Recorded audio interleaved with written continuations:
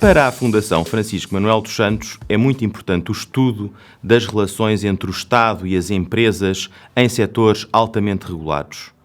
A partir dos anos 90, o Estado entendeu criar um conjunto de entidades reguladoras que pudessem atuar com independência perante o poder político, por um lado, e com imparcialidade relativamente às empresas que procuram regular nestes setores. Este estudo, que hoje divulgamos, procura olhar para as últimas décadas no funcionamento destas entidades reguladoras e tentar perceber precisamente se elas conseguiram ser independentes relativamente ao poder político e imparciais relativamente às empresas que entenderam regular. Por esta razão, hoje divulgamos um conjunto de conclusões relativamente a estas questões, mas também um conjunto de recomendações de política pública para que estas entidades possam funcionar de forma mais adequada no futuro. É isso que pretendemos fazer com o lançamento deste estudo.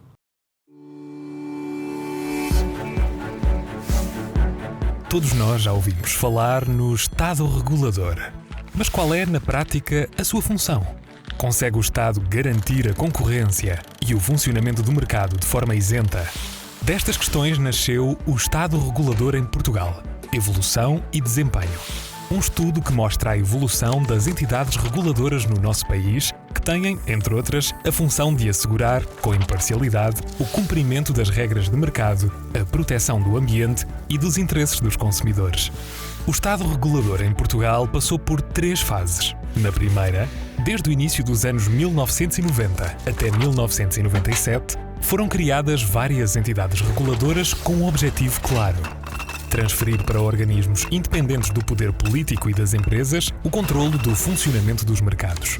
A segunda decorreu entre 2000 e 2005 e viu nascer novas e relevantes entidades como a Autoridade da Concorrência, a Entidade Reguladora da Saúde e a Entidade Reguladora para a Comunicação Social.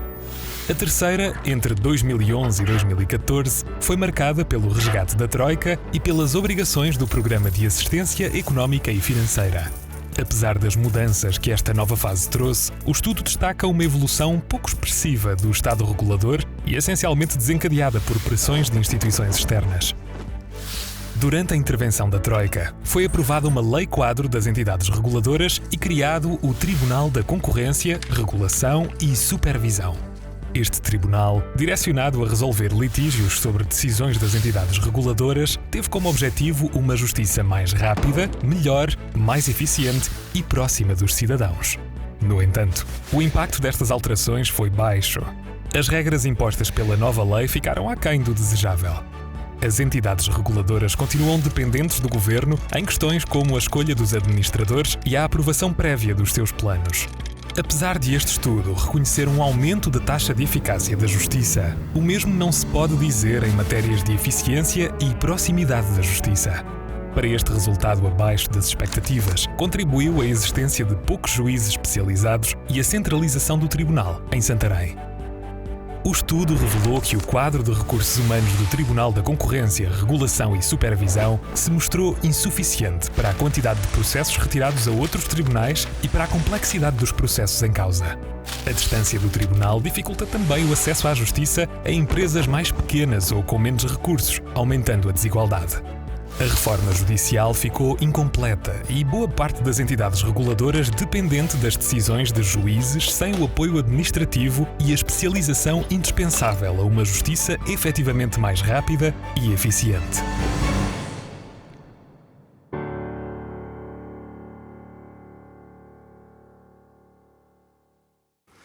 Nos próximos 50 minutos vamos falar sobre o Estado regulador em Portugal, evolução e desempenho. É um estudo coordenado pela investigadora Ana Lourenço e publicado pela Fundação Francisco Manuel dos Santos. Trata-se de um livro e de uma investigação que recuou uma década, quando a Troika forçou alterações no quadro institucional da regulação do Estado.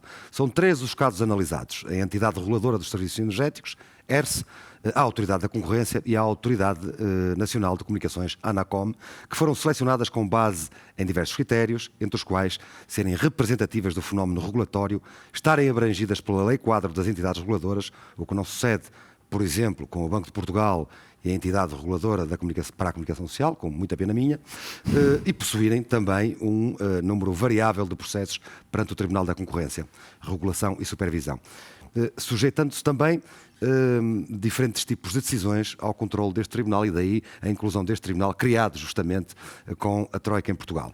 A ideia, para simplificar, era perceber até que ponto as entidades reguladoras são independentes das influências políticas e até que ponto resistem ao poder das empresas que regulam.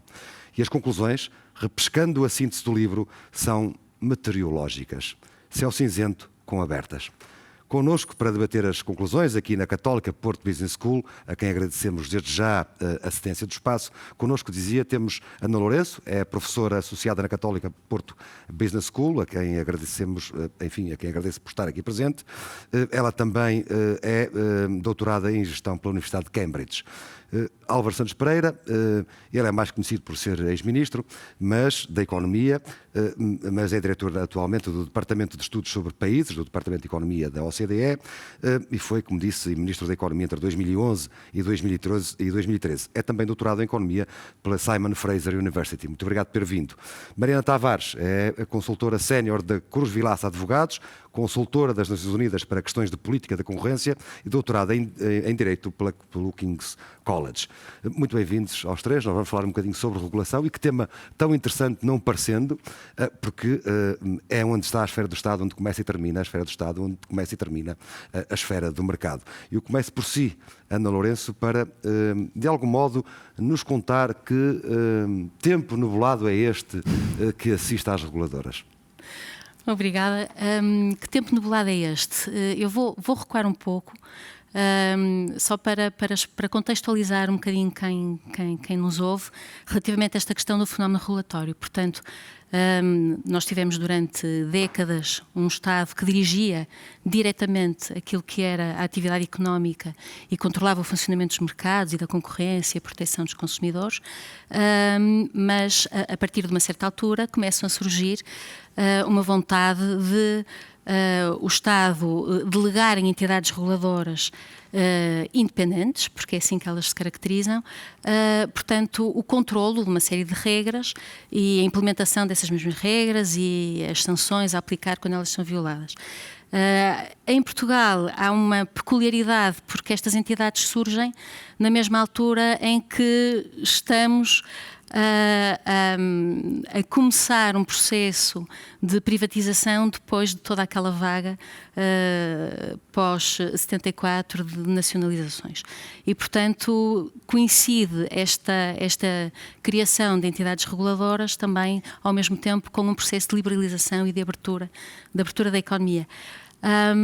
Portanto, são entidades que crescem de uma forma algo desordenada no início, até que depois chega a uma altura em que portanto, se começa a pensar que é necessário criar aqui algum enquadramento que permita, de alguma forma, dar alguma estrutura a estas mesmas entidades. Entretanto, em 2011, temos o memorando de entendimento e, portanto, entidades reguladoras que passam a estar num novo quadro institucional. Portanto, um quadro que é o de entidades reguladoras, a maior parte delas, embora algumas estejam excluídas, como referiu, sujeitas à lei quadro das entidades reguladoras, e também a um tribunal especializado, que é o Tribunal da Concorrência, Regulação e Supervisão. E, portanto, o que despertou a curiosidade da nossa equipa foi percebermos o que é que mudou. O que é que mudou a partir do momento em que, em 2011, temos um novo tribunal, com uma competência própria para este tipo de temas, e uma lei quadro, portanto, para, de alguma forma, enquadrar e envolver as entidades reguladoras. E a conclusão a que chegamos, e é uma conclusão, é importante dizê-lo... Então, aqui vamos à meteorologia. À meteorologia. É uma conclusão que é, ao contrário do que algumas pessoas que temos aqui, é uma conclusão de um olhar externo, não é? Portanto, de uma equipa de investigação que olha para dados publicamente disponíveis, publicamente acessíveis, e que, a partir daquilo que tem, que é o texto da lei, são dados, por exemplo, relativamente ao contencioso, os poucos que tem, e a partir daí tenta perceber Até que ponto é que a lei quadro, de facto, tornou... Ana Lourenço, desculpe, claro, força. Mas diga-me lá, que me interessa muito, diga-me lá onde é que estão as nuvens e onde é que estão as abertas neste estudo, numa síntese assim rápida. Onde é que estão as nuvens e onde é que estão as abertas? Onde é que estão as nuvens? Nuvens estão no facto de ainda termos orçamentos, planos de atuação das entidades reguladoras sujeitas à aprovação prévia do Ministro da Economia e do Ministro da Tutela. Ou seja, influência do Governo? Dos respectivos governos? Potencial de influência. Potencial de influência. Temos a questão de nem sempre as entidades poderem gerir o seu orçamento como entendem, porque, por exemplo, têm despesas condicionadas à autorização do Governo, como é o caso das cativações. Exato, as nuvens são o garrote das cativações. As cativações. E, portanto, de libertar ou não dinheiro.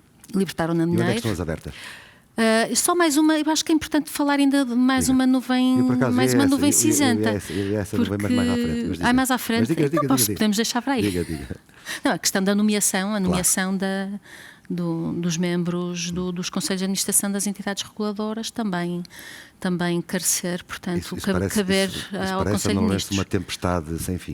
Não, porque também há coisas boas, não é? Isto nem tudo é mau. Há sempre aquela expressão inglesa, há um silver lining, portanto há sempre algo de bom. E de facto eu acho que a Lei Quadro trouxe aspectos muito positivos e que são positivos no sentido que são favoráveis a que as entidades independentes possam atuar de facto com independência. E, portanto, há, desde logo, um aspecto que pode parecer menor, mas que é importante, que é explicitar que as entidades não estão sujeitas a instruções do Governo, não estão sujeitas a orientações do Governo, isso está explícito no texto. Os mandatos são longos e desfasados do ciclo político, também como uma forma de tentar assegurar essa mesma imparcialidade das entidades. Não é possível a recondução e, portanto, não é possível nos primeiros 6 anos depois de se ter terminado a função. Portanto, ao nível, eu diria, de alguns aspectos inerentes à organização interna, de facto, a Lei 4 trouxe aspectos favoráveis, todo o regime de incompatibilidades, de impedimentos, a concretização das causas de destituição, portanto, tudo isso são aspectos que são positivos. Muito obrigado. Álvaro Santos Pereira, o senhor foi Ministro, e pegando justamente aqui nas palavras de Ana Lourenço, o senhor foi Ministro da Economia na altura em que se aprovou a atual Lei Quadro das entidades reguladoras. Acha que esta reforma, olhando para este estudo, tendo em conta a sua experiência, tendo em conta o tempo que decorreu, como lhe dizia, acha que esta reforma foi bem sucedida ou ficou além daquilo que a Troika pretendia? Ou seja, o Governo de então era muito acusado de ir para além da Troika, para lá da Troika, para além da Troika.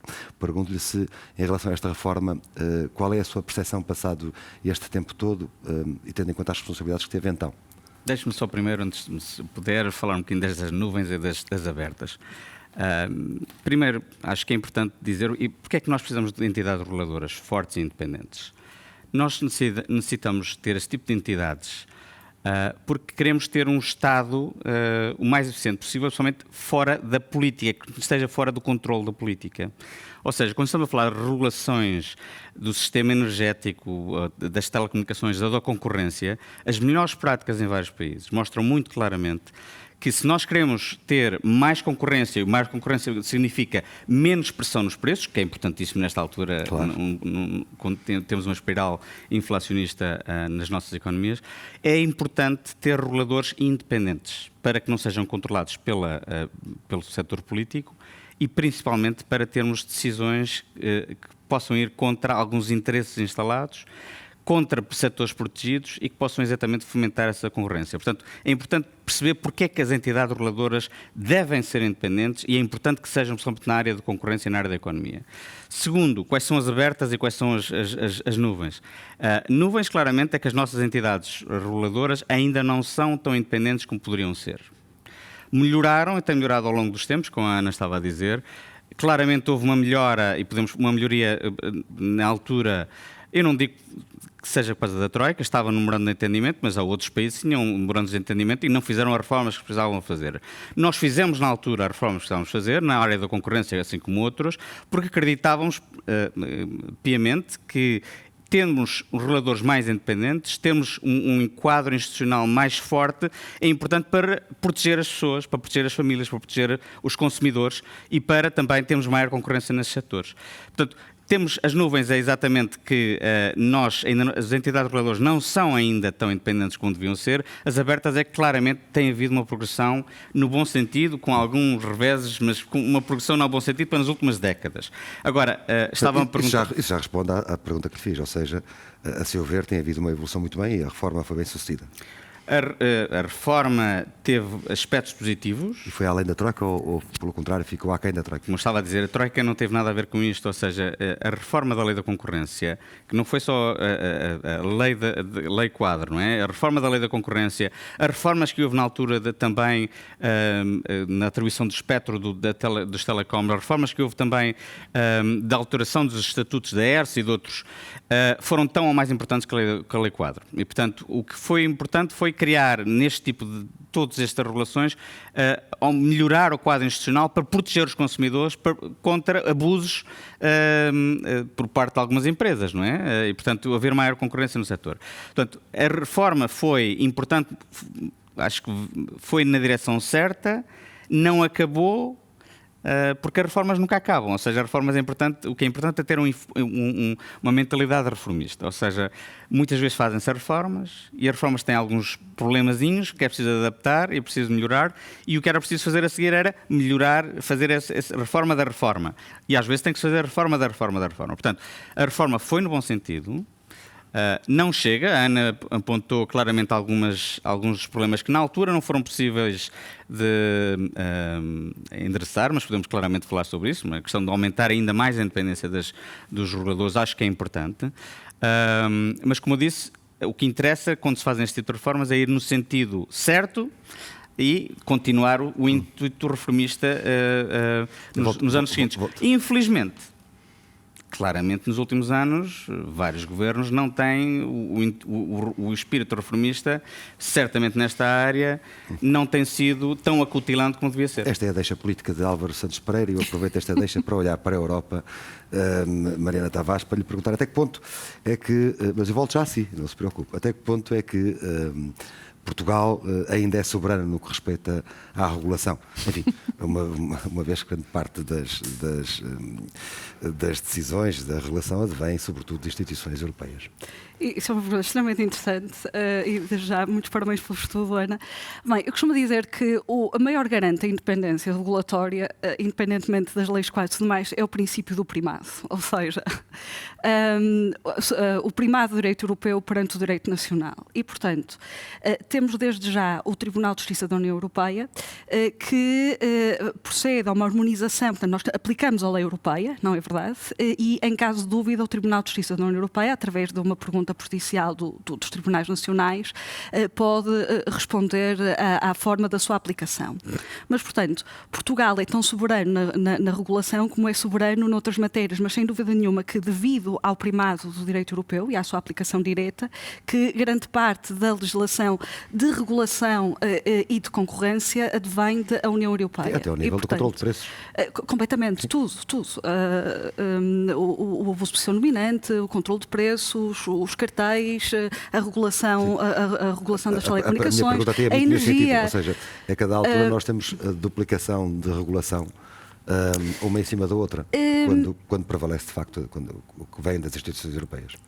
Pois, nesse caso há de prevalecer a europeia, na medida em que temos o direito do primado, mas precisamente qual é a influência da União Europeia no Estado, na regulação nacional, é fundamental e determinante. Aliás, duvido que existisse uma autoridade da concorrência, não fora o regulamento 1 de 2013, obrigado os Estados-membros a criar ou a nomear uma entidade nacional que fosse responsável pela aplicação do direito. No início não houve uma obrigação, que é uma obrigação formal de uma independência desta instituição, regulação passou a haver com a diretiva ECN+, portanto, o facto de a Autoridade da Concorrência ter de ser independente, assim como os reguladores já eram, vem de diretivas da União Europeia, portanto, não é só uma questão de regulação substantiva, mas também uma questão de regulação institucional. Portanto, a influência da União Europeia vai ao ponto não só do direito substantivo, mas também do modelo institucional seguido pelos Estados-membros.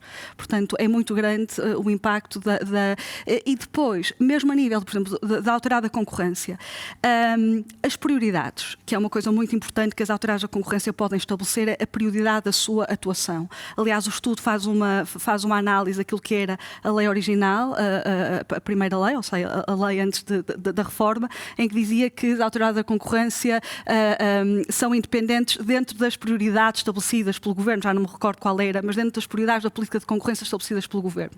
Por exemplo, esta parte caiu na lei da reforma, na reforma da lei. As prioridades da Autoridade da Concorrência, neste momento, são definidas pelas autoridades da concorrência, mas na Rede Europeia da Concorrência, certo?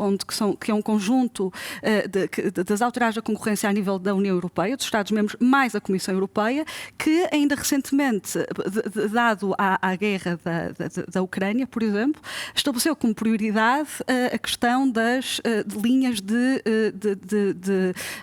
distribuição. E, portanto, como é que as autoridades da concorrência se vão posicionar e vão aplicar o direito em tempo de crise que já são 3, portanto tivemos a financeira, tivemos o Covid e agora temos uma crise de guerra, e são as autoridades de concorrência que vão, neste caso, a nível europeu, não porque as leis os obriguem a que seja feita a nível europeu, mas porque consideram que há uma maior força se houver uma intervenção orquestrada e coordenada a nível europeu, e dentro desta Rede Europeia da Concorrência, podem precisamente estabelecer prioridades, falar entre si, para ver como é que vão intervir no mercado e como é que vão intervir na aplicação do direito à concorrência. Porque, apesar de ser leis, há muita forma de as aplicar, não é? Há muita forma de as interpretar. E, pela definição das prioridades, isto já não é só fazer direitos, também já é fazer política. Que é como é que nós vamos aplicar a lei, quando é que se vai intervir e quando é que não se vai intervir. Então, vamos à política. Eu pego aqui, Ana Lourenço, naquilo que era o apetite de Álvaro Santos Pereira sobre as reformas políticas e a incapacidade dos últimos governos, desde 2015, que eu suponho até seja 2013. essa. Desde que suponho que seja essa no desde 2013 que não fazemos reformas grandes. Que seja essa, portanto, aplica-se também ao governo anterior, ou ao governo de Pedro Passos Coelho, mas perguntava-lhe eu, que reformas é que seriam necessárias, tendo em conta a profundidade que entrou neste estudo, que reformas é que seriam necessárias para aumentar a qualidade da regulação em Portugal? Ora bem, desde logo, para mim tornou-se evidente as reformas que são necessárias ao nível da jurisdição, ao nível do tribunal. Este estudo não olhou só para as entidades reguladoras, olhou também para o novo tribunal especializado. E, de facto, aqui há aspectos que se salientam como é que nós, por exemplo, podemos ter um tribunal especializado a lidar com litígios entre entidades reguladoras e grandes empresas, entidades reguladoras e pequenas empresas, e que é um tribunal que tem 3 juízes e 5 funcionários, juízes que rodam com muita frequência, muitos deles sem formação especializada numa matéria que é extremamente técnica, como este tema da regulação e da concorrência. Portanto, não há uma preferência, por exemplo... Sendo que estranhamente, permita-me, peço desculpa por ter interrompido, mas sendo que estranhamente, uma das notas, estranhamente para mim, uma das notas que foi apontada, que está apontada no estudo, é o facto do Tribunal estar em Santarém. Ora, e portanto que é alegadamente mais longe dos cidadãos. Ora... mais longe neste sentido. Não é geográfico. Não, é neste sentido, repare, antigamente... Pareceu-me estranho porque então estamos a concentrar sempre tudo em Lisboa. Não, mas é por comparação com o cenário que tínhamos antes. Uma pequena empresa de freixo de espada à cinta, quando tinha um litígio com uma entidade reguladora por causa de uma decisão de uma entidade reguladora, ia ao tribunal de primeira instância do seu local. E agora passa a ter portanto, que recorrer dessa decisão num tribunal que está em Santarém. Portanto, comparando com a situação anterior, nesse aspecto, pior. como nós dizemos, é pior, Portanto, numa ótica de proporcionalidade. Uma das reformas era acabar com esse tribunal. Eu não acho que fosse acabar com esse tribunal, porque a mim faz-me sempre muita confusão as reformas que são pontuais. Às vezes temos esta tentação de fazer uma reforma aqui, ignorando todo o sistema. Por exemplo, é verdade, nós criamos este tribunal com a intenção de maior rapidez, de aliviar o Tribunal da Relação de Lisboa, outros tribunais, mas é assim, eu não posso atuar dizendo, ok, vamos acabar com este tribunal. Sim, e quais seriam as consequências? Para os outros tribunais de primeira instância, a quem é que passariam as competências que este tribunal tem neste momento? Duas reformas que achasse que são absolutamente fundamentais nesta altura. Para melhorar a qualidade da regulação, estamos sempre a falar nesse sentido. Para melhorar a qualidade da regulação, um papel mais ativo da Assembleia da República, na nomeação, por exemplo, dos membros das entidades reguladoras. No caso do Tribunal... Mesmo que isso fizesse com que muitas vezes as entidades reguladoras fiquem muito tempo no limbo. Um papel ativo. Portanto, Parlamento com uma responsabilidade mais direta. O Parlamento com uma responsabilidade mais direta e com uma maioria qualificada. É verdade, pode ser mais lento, mas já é relativamente lento em alguns casos, embora passe pelo Conselho de Ministros. No caso do Tribunal, para ser verdadeiramente um tribunal especializado, a maneira de selecionar os juízes tinha que ser outra, e também a própria questão do recurso das decisões do próprio Tribunal da Concorrência, porque, por exemplo, a Autoridade da Concorrência só tem uma instância de recurso. Quando se passa para o Supremo Tribunal de Justiça, repare, passa-se de um tribunal que supostamente tem juízes especializados para um tribunal que não tem juízes especializados nem tem assessoria técnica. Isto não estamos nos Estados Unidos, em que cada juiz do Supremo Tribunal de Justiça pode ter 8, 9 assessores, cada um com a sua competência especializada. Não estamos nesse cenário. Pereira. Bom, eu sei que estava ansioso, porque há pouco tirei-lhe essa oportunidade de dizer que reformas...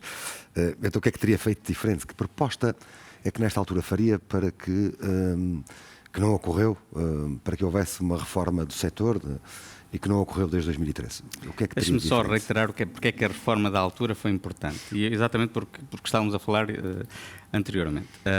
Por exemplo, nos últimos anos... se há autoridade que tem atuado com muita força contra os interesses instalados e contra abusos monopolistas, tem sido a ADC. E eu gostaria ou seja, a Autoridade da Concorrência. E eu gostaria de dar os parabéns exatamente não só à Presidenta, mas também a toda a equipa da ADC que exatamente conseguiu e tem avançado com processos importantes para tentar acabar com os abusos monopolistas ou com abusos que existem por parte de algumas empresas. Mas isso só foi possível porque na reforma que foi feita em 2011, a Autoridade de Concorrência teve poder sancionatório e teve muito mais independência do que tinha anteriormente, mais possibilidade de conseguir fazer investigações e o poder sancionatório que não tinha anteriormente. E, portanto, é importante reiterar que este tipo de reformas são fundamentais para exatamente ir contra os interesses instalados e fomentar a concorrência. A mesma coisa, por exemplo, se nós cortámos na altura rendas de energia, foi porque também queríamos um regulador independente que nos pudesse assessorar neste tipo de reformas. Que reformas é que o país devia fazer neste momento a nível da regulação económica? Não é? Porque a nível geral da regulação, claramente nós devíamos, a nossa regulação, e os indicadores da OCDE mostram isso muito claramente, continua a ser demasiado complicada, complexa, há muita duplicação da legislação de regulações, portanto, uma grande simplificação regulatória seria algo que nós devíamos fazer claramente. A nível do que o estudo fala, eu digo-se passagem que eu acho que este estudo é um estudo magnífico, muito importante, acho eu, para nós entendermos um bocadinho como estamos, a nível dos reguladores, mas também o que deve ser feito. E acho que o estudo indica um pouco isso. Primeiro, nomeações políticas. Eu sou a favor, não só para as autoridades regulatórias, mas também para o próprio Estado. Eu acho que o Estado tem que se tornar menos político. Tem que ser um Estado mais profissional, dar mais poder aos funcionários públicos e, ao nível da regulação, claramente as autoridades devem ter ainda mais independência. Portanto, a regulação, uma reforma que aumente a independência das entidades reguladoras são importantes para termos umas entidades reguladoras ainda mais fortes e que possam ir ainda mais contra os interesses instalados. Portanto, nomeações políticas, eu acho que eu não concordo totalmente que podem ser depois sancionados finalmente pelo Parlamento. Eu preferia que houvesse, como existe noutros países, uma comissão profissional, houvesse concurso público, Não, concurso público, sim. e as pessoas concorressem pelos seus méritos, não por ligações políticas, pelos seus méritos ganhavam o lugar e depois podia ser, sim senhor, podiam ser assim, ainda ser inspecionados pelo Parlamento, mas na fase final, no fundo, só se houvesse alguma incompatibilidade grande. Mas eu preferia que fosse algo mais apolítico. Por outro lado, acho que é importante, como eu disse, dar ainda mais poder sancionatório a alguma destas entidades e, claramente, a nível de orçamentos, não é? Pode-me perguntar porque é que quando você fez as reformas por exemplo, não deu total autonomia. Ia justamente perguntar isso. Não, é óbvio, uma pergunta óbvia. Porque é que não se deu autonomia já total às entidades regulatórias? Porque nós estávamos a falar numa altura em que estávamos sob assistência é preciso não esquecer, como lembra o próprio estudo, que o governo de Pedro Passos Coelho, portanto, logo no início, recupera a grande parte das conclusões tiradas pelo estudo feito durante o tempo do governo, em 2000. Certo, e outras coisas foram alteradas. Em 2001, certo, enfim, depois ficou no limbo, certo. foram alterações propostas, ficaram no limbo. Foi uma base, quer o estudo que o Tribunal de Contas tinha feito de avaliação, quer depois o projeto de lei do professor Vital Moreira, mas foi uma base. Claro. Portanto, a partir daí... Mas dizia-me, interrompi-o... Não, o que eu estava a explicar exatamente é que o fundamental era exatamente a nível de orçamentos destas entidades, que se têm receitas próprias, deviam ser autorizadas a utilizá-las, estes orçamentos. Na altura não era possível porque estavam sob assistência financeira e, portanto, se não houvesse o critério em que o Ministério das Finanças tivesse a sancionar... Foram tão longe quanto puderam. Acho que era muito difícil na altura, politicamente fazível. Mais alguma ideia? Acho que neste momento era perfeitamente fazível. Acho que, por exemplo, a questão de ainda estar este tipo de entidades de estar muito sob a tutela do Ministério da Economia é interessante, mas eu acho que o fundamental é que haja independência forte. Eu digo-lhe um exemplo. Eu, por exemplo, quando nomeei a Presidente da ANACOM, que é a Fátima Barra, a professora Fátima Barros, na altura, e disse se estaria interessada, ela disse: eu estou interessada se eu puder nomear a minha administração, totalmente independente. E eu consultei o Primeiro-Ministro, e na altura era uma coligação, como sabe, e decidimos avançar por essa opção. Eu preferia que exatamente as nossas entidades reguladores não fossem exatamente sancionados pelo poder político. Eu fosse principalmente técnico, por mérito técnico e por mérito das pessoas, não por critérios políticos. O orçamento, como eu disse, a reforma seria para dar ainda mais autonomia a este tipo de reguladores, para ter ainda mais força no combate aos abusos que existem muitas vezes. Mariana Tavares, deixe-me aproveitar aqui duas ideias, enfim, contraditórias e não contra propostas. Uma é de Ana Lourenço, que precisamente sobre as questões da nomeação diz que o Parlamento deveria ter a palavra última a dizer. E por outro lado, Álvaro Santos Pereira, que diz pelo contrário, era melhor nem o Parlamento e ninguém ter nada a dizer sobre isso.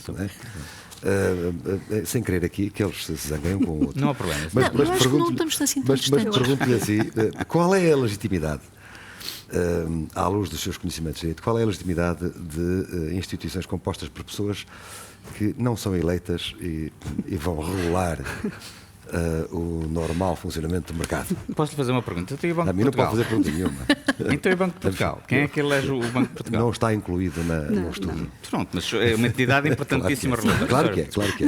E a ERC, já agora. ERC, eu já disse. Isso é uma pergunta, mais uma vez, extremamente pertinente, que também já foi colocada perante o Tribunal de Justiça da União Europeia, nomeadamente a Alemanha é recorrente a dizer não são entidades democraticamente que têm legitimidade democrática, não são eleitas, portanto os seus dirigentes não são eleitos, portanto qual é a legitimidade democrática destas instituições? Aliás, que o tipo de, entrando na teoria, o tipo de legitimidade destas instituições está refletido no estudo também, mas o Tribunal respondeu muito simplesmente, não é simplesmente, mas há uma resposta jurídica, com base também nas teorias da democracia, relativamente à legitimidade destas instituições, que é, desde que haja e seja possível traçar a questão da delegação de poderes, precisamente de uma entidade democrática legitimamente eleita, neste caso o Parlamento, portanto, há uma lei que faz uma delegação de poderes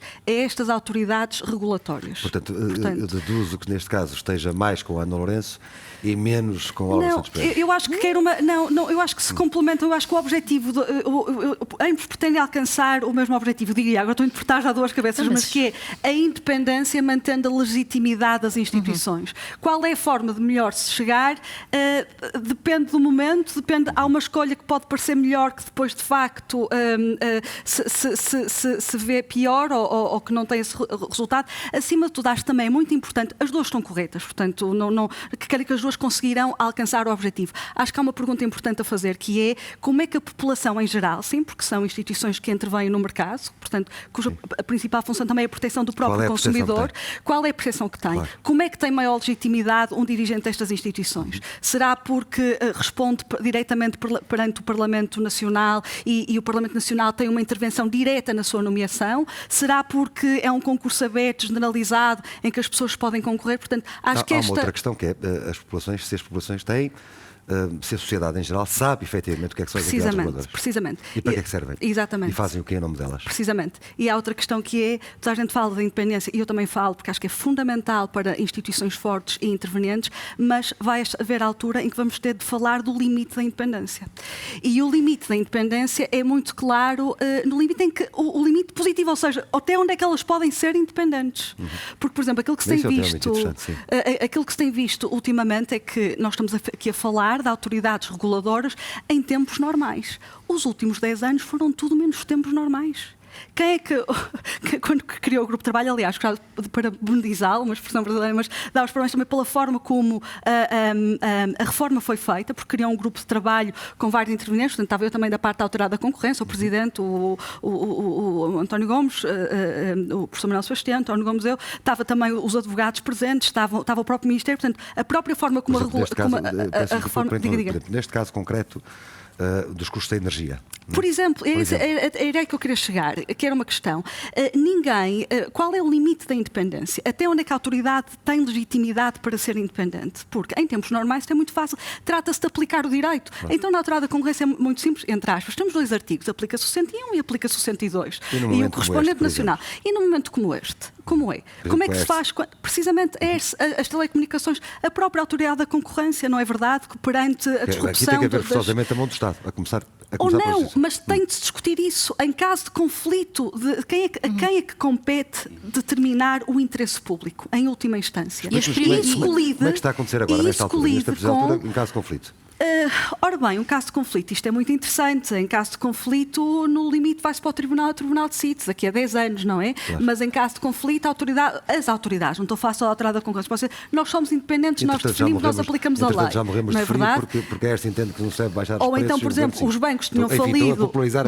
Os bancos tinham falido durante a crise financeira. Aliás, viu-se no caso de Inglaterra o Lloyds e o Royal Bank of Scotland, não é? Em que o ministro decide não proceder ao controle, não pedir à autoridade, de acordo com a lei nacional, para rever a concentração, se tinha problemas de concorrência ou direito à concorrência ou não, porque disse isto é interesse nacional. Portanto, eu não quero saber, ou melhor, neste momento a prioridade não é saber se causa problemas de concorrência ou não, é se os bancos são salvos ou não são salvos. Depois, daqui a uns anos, vamos resolver o problema da concorrência. Mas agora eu quero salvar a economia. Portanto, a certa altura, vai-se ter de discutir, e esta é a altura, diria, que são alturas já de três crises consecutivas, que é onde é que é o limite de independência das próprias autoridades. E isto resume-se que já nem sequer é uma questão de independência propriamente dita, é uma questão de competência. A quem compete, em última análise, determinar o bem público, determinar o interesse público.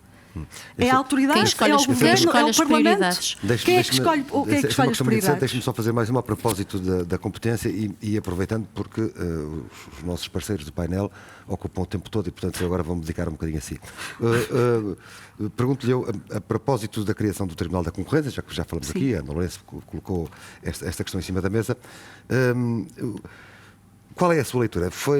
Está bem sucedida? Foi bem sucedida? Concorda com a Ana Lourenço de que de facto olhar para um tribunal daquele tipo como um tribunal comum é, por princípio, um erro? Sim, eu concordo. E agora tem que ser mais rápido.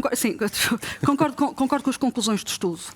Acho que, por exemplo, como o Albert Mendes estava a dizer, que uma das reformas terá de ser dar ainda mais poderes sancionatórios, mas estes poderes sancionatórios não podem ser acompanhados sem que haja uma reforma do Tribunal da Concorrência, porque maiores poderes, maior escrutínio. E sem dúvida que não há capacidade... E não é com 3 juízes. Recursos humanos não é com 3 juízes. Nem é com decisões unipessoais de juízes, ou seja, um juiz a decidir casos extremamente complexos. Certo? Portanto, não só não há pessoal, como se calhar a própria composição da secção que decide o caso não é a mais adequada. E se de facto se queremos entidades mais independentes, com mais poderes, a isto tem de corresponder um maior escrutínio. Escrutínio, a meu ver também, que é político, na Assembleia da República, ou democrático, escrutínio democrático, e escrutínio judicial. E aí tem de haver uma reforma necessariamente. Não pode haver uma reforma dos reguladores, no sentido de maior independência e de maior poder, sem haver necessariamente uma reforma do Tribunal. Não diria criar um novo Tribunal de maneira nenhuma, se existe, é partir da base que temos e ver quais são os problemas e melhorá-los. E um deles é necessariamente os recursos humanos. Muito bem. A falta.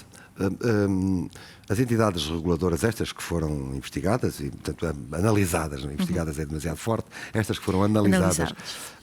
Parecem mais permeáveis ao poder político ou às empresas que supostamente regulam? Há uma coisa que é importante que se diga.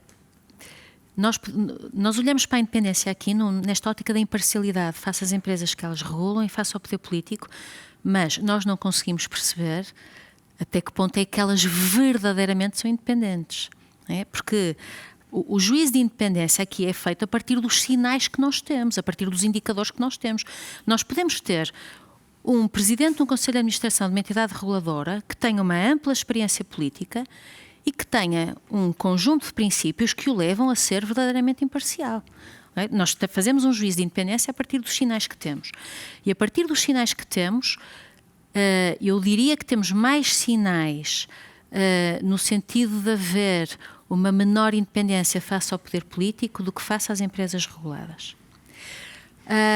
Mas ainda... Também é verdade que o estudo aponta, se não me falha a memória, há apenas um caso em que alguém que dirigiu uma destas entidades reguladoras foi trabalhar para uma empresa ligada ao setor. Não há mais nenhum caso. Portanto, nós não temos um fenómeno muito marcado, pelo menos a partir dos dados que temos, de portas giratórias. É isso. Não é? De pessoas a circularem do regulado para o regulador, do regulador para o regulado, para o poder político. Da mulher de César, parece que corre tudo bem. Sim, embora às vezes aconteçam... A tentativa, por exemplo, de nomear um deputado da Assembleia da República diretamente para um conselho regulador, aí já nem a mulher de César parece, não é? Portanto, mas é verdade que não é algo que tenha aparecido com uma enorme notoriedade, muito evidente, um fenómeno de portas giratórias ou de uma captura evidente do regulador por parte das empresas que regula. Já agora, a propósito disso, foi difícil ter acesso aos dados para estudar estas entidades reguladoras? Foi. Assim, muito... Foi. Nós continuamos... Mas como assim? Não é suposto ser transparente? É suposto ser transparente, a própria Lei Não é Quadro deu quem caminhos regula, nesse como regula e o que é que sentido. regulou? Mas, por exemplo, eu se quiser saber quantos processos judiciais, em quantos processos judiciais nos últimos 8 anos esteve envolvida a entidade reguladora dos serviços energéticos, não sei. Mas como não? Porque não sei, porque não tenho uma base de dados das sentenças do Tribunal da Concorrência, Regulação e Supervisão, porque a própria entidade reguladora não o comunica. A Autoridade da Concorrência, dentre as 3 analisadas, de facto comunica, não todos, mas muitos dos dados relativamente aos processos judiciais. Mas, portanto, não tenho acesso a isso. Não tenho um acesso sistematizado, não temos um acesso sistematizado às cativações. As cativações são um tema muitíssimo relevante, porque significa que a entidade não é livre para gerir a sua execução orçamental. E eu não tenho dados sistematizados. Nós conseguimos captar algumas das cativações porque as entidades reguladoras vão ao Parlamento, a uma determinada comissão, e há deputados que lhes perguntam: e as cativações? Não deveria ser assim. Mas, de facto, há aqui um conjunto de dados. Outra coisa, que pode ser um exemplo... o sistema de indicadores que nós usamos, que vem de 2 autores conceituados nesta área, diz-nos que um dos indicadores para os quais se deve olhar é a frequência de contacto. Até que ponto é que há muito contacto entre regulados e reguladores? Por exemplo, entre empresas reguladas e reguladores. Podemos discutir se este indicador é um bom indicador, mas é um indicador. É um indicador. Nós não temos indicações sobre a agenda da entidade reguladora, com quem é que o Presidente reúne. Obviamente poderá ter as suas reuniões informais, mas noutros países a agenda é pública. Nós não temos e dados. Deveria ser. E nós não temos dado nenhum tipo de dados relativamente Mas isso diz a muito isto. sobre o estado da regulação em Portugal, não diz? Diz tudo. Eu acho que diz muito. É um problema que... Isto agora, aproveitando que estamos aqui na Católica Porto Business School e que todos precisamos de dados para fazer o nosso trabalho, porque as próprias universidades também são uma entidade de escrutínio. Nós, quando investigamos um tema, estamos, de alguma forma, a contribuir para o conhecimento que a sociedade tem sobre ele. Se nós não tivermos dados, uma das principais matérias-primas fica posta em risco para se fazer investigação. Diga-me, Álvaro Santos Pereira, aproveitando esta deixa da Ana Lourenço, o que é que faria para aumentar a independência já falou aqui esse tema, o que é que faria para aumentar essa independência, para além daquilo que pareceu óbvio, que é não ser uma nomeação política, não do Parlamento, nem do Governo, mas ser constituída uma comissão ad hoc para escolher os melhores quadros para estas entidades? O que é que faria mais? Eu acho que estava a perguntar há pouco porque é que não o Parlamento, não é? Porque é que não devia ser o Parlamento a fiscalizar isso? Porque eu sou grande fã da Assembleia da República, mas nestas áreas é muito fácil ser-se populista. É fácil dizer, estes tipos que estão nas entidades reguladoras ganham uma fortuna, o salário médio português é muito baixo e os preços continuam a subir. Portanto, estes tipos não estão a fazer o trabalho deles, vamos cortar-lhes o salário, vamos pôr o salário abaixo do Primeiro-Ministro, vamos cortar-lhes o poder, vamos começar a controlar preços. E se nós vamos por aí, então vamos cair numa situação bem pior. O que é que nos dizem as melhores práticas de outros países, que são os países mais competitivos, em que há mais concorrência, em que há menos pressões políticas, etc, etc. São as melhores quadros institucionais. Dizem-nos, claramente estamos a falar também de qual é o limite, mas claramente termos reguladores mais importantes é importante, como disse, mais independência é importante para conseguirmos ter um controle, haver mais concorrência. Mais concorrência significa que mais cedo ou mais tarde há menos preço, há menos pressões sobre os preços. Nesta altura é importantíssima, porque nós sabemos, com a espiral inflacionista que nós temos, se nós tivéssemos ainda mais monopólios e não tivéssemos reguladores independentes, então ia haver ainda mais abusos, íamos ter ainda mais pressão sobre os preços, íamos ter claramente uma inflação ainda a crescer mais do que está a acontecer agora. O que é preciso fazer mais? Eu acho que é preciso voltar à senda das reformas, nesta e noutras áreas. A questão não é só, estava a dizer, o seu Estado, os nossos reguladores, mas às vezes é o nosso Estado, ponto. Nós às vezes tínhamos que pensar o Estado de uma forma diferente, não é? E para ver exatamente os tipos de práticas que existem noutros países para tornar para se tornar mais transparente e menos suscetível a ser dominado pela parte política. E a política é fundamental, portanto, sem dúvida nenhuma. Mas acho que era fundamental avançarmos com um novo quadro regulatório em que, exatamente, desse os orçamentos que era preciso dar. Se eles têm receitas próprias, poderem utilizar esses orçamentos sem cativações, sem restrições. Claramente, a nível do quadro institucional, estamos a falar do Tribunal da Concorrência. O problema não é o Tribunal estar a funcionar mal ou não. O problema é, principalmente, se termos 3 juízes numa área tão fundamental em que temos direções gerais da concorrência em vários países, em que tem dezenas de pessoas, porque é uma área muito técnica e em que existem interesses instalados muito fortes. Se nós temos um tribunal que não tem os recursos necessários, não tem as pessoas necessárias, em que os juízes vão para lá não porque conhecem da área, mas porque são por antiguidade, isso é receita para as coisas correrem mal. Mariana, pego justamente nesse tema. Posso só concluir só uma coisa, muito rápido. É a diferença entre fazer uma reforma e a implementação da reforma. E muitas vezes nós fazemos a reforma, fazemos leis fantásticas, nós fazemos transposições das diretivas como poucos países fazem. Fantásticas leis. E depois a implementação é zero. Ou então a implementação peca. E aqui peca claramente. E, portanto, quer na parte das entidades reguladoras, quer na parte do Tribunal, Nós fizemos algo que era importante, é importante continuar e reforçar a independência, mas principalmente vamos implementar isto de uma forma em que o Tribunal e as entidades reguladoras possam ter o poder que necessitam para proteger os consumidores. Isso é o mais importante. Pegando nessas palavras, Mariana, então o que é que nós podemos, o que é que devemos reformar no sistema judicial, aqui já estou a abrir demasiado leque, para facilitar o trabalho das entidades reguladoras e das entidades reguladas já agora? A nível de tribunal? Exatamente. Eu diria que um maior número de juízes, seguramente, e provavelmente abrir a possibilidade para assessoria jurídica de juízes. Portanto, os juízes podem ser brilhantes, mas não conseguem 3, 5 juízes resolver os problemas, não resolver atempadamente, porque também é uma regulação demorada, não é verdade? É mais uma questão de quantidade. Resolver o problema, exatamente, é mais uma questão de quantidade. De qualidade, sem dúvida, mas também de quantidade, porque podem ser os juízes mais brilhantes, se são 3 ou se são muito limitados, não conseguem dar resposta aos recursos que têm em mão, a tempo oportuno. Para terminar, Ana Lourenço, uma ideia forte que lhe tenha ficado do estudo e é uma ideia para desenvolver em 30 segundos. Uma ideia forte que me ficou do estudo. Não estamos tão mal em termos de regulação quanto eu, à partida, intuía que pudéssemos estar, mas temos muito caminho a fazer a nível de implementação, como dizia o Álvaro há pouco. Álvaro Santos Pereira, uma ideia forte.